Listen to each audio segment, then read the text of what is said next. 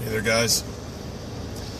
Mike Yarbrough of Wolf and Iron here. For those who are joining and may not know me, you can see that my head actually touches the top of this car, and I don't know if my car is small or if it means that I'm just a really tall guy. Probably not the latter. So I got this tradition that I'm doing now, and I thought I would kind of share some thoughts with you guys. So this is not the tradition, but this is the thing that precedes the tradition, and that is every the second Friday of, sorry, I'm trying to figure out how to do this. Swipe left. Okay, cool. Every Friday, every second Friday of the month, I meet with a group of guys and gals in something called C12. And if you guys don't know what C12 is, you should Google it and check it out.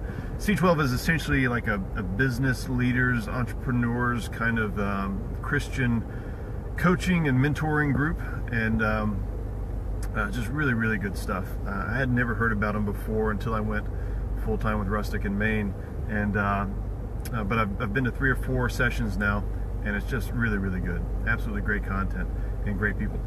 And essentially we go over the practical side of business, so there's time spent on that. We also go over the spiritual sort of side of how to think about your business as a Christian and to really give it more of a meaning than it may if it was just just some sort of financial endeavor.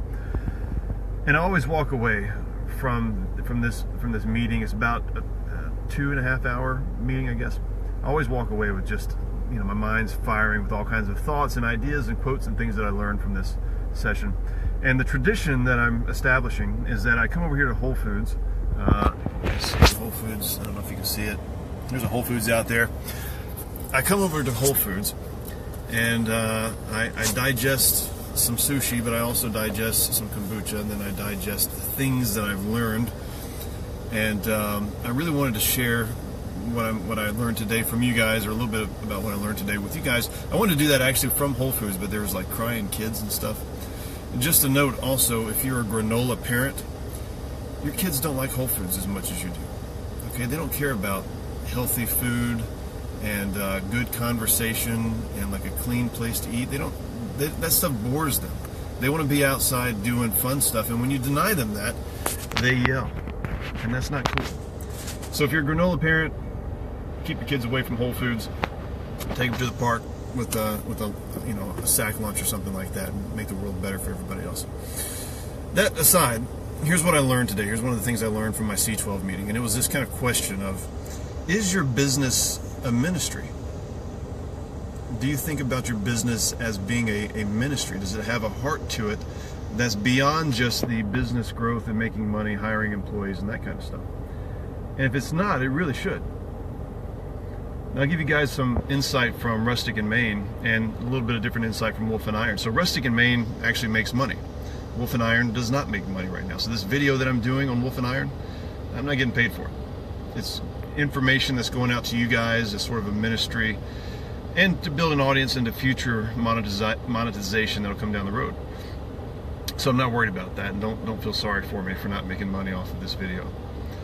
But Rustic in Maine does make money. And when I started Rustic in Maine, one of the things that I wanted to do that I didn't do when I was doing a full-time job was that I didn't give as much as I wanted to give. I didn't start out my career thinking I want to give 10% of my income or anything like that. But the very first sale that I had from Rustic in Maine, I said, I want to give some of this away. I want to give at least 10% away from what Rustic in Maine makes. And I think that was like $15 or something off the first sale. But that's continued all the way through to the business now where it is today. And so we give 10% of our profits from Rustic in Maine to various charities or to people that we know need help.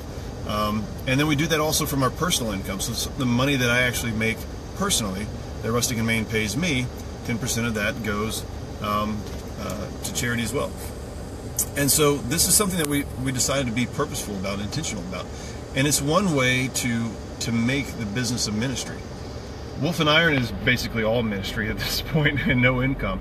And so it basically starts off from the ground up as just giving. And I've been doing that for several years. And so the ministry side of Wolf and Iron is to help you guys be better men, and to this phone thing is actually distracting to me when I'm trying to give a live video. There's like stuff popping up on the screen.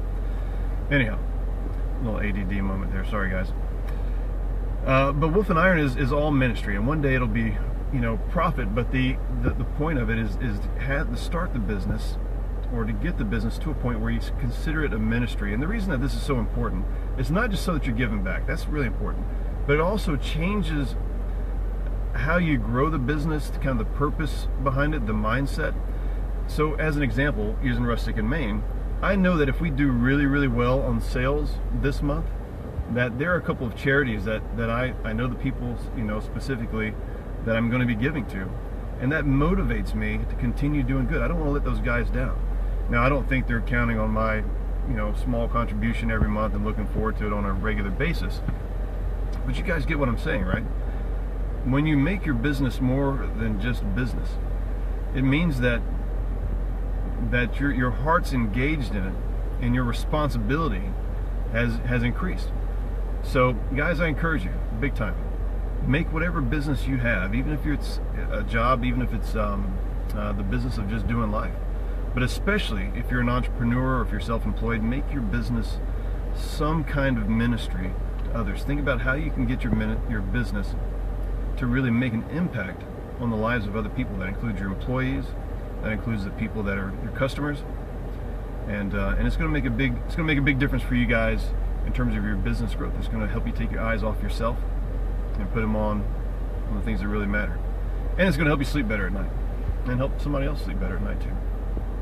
Okay, I got to get back to my sushi and my kombucha here. You guys take care.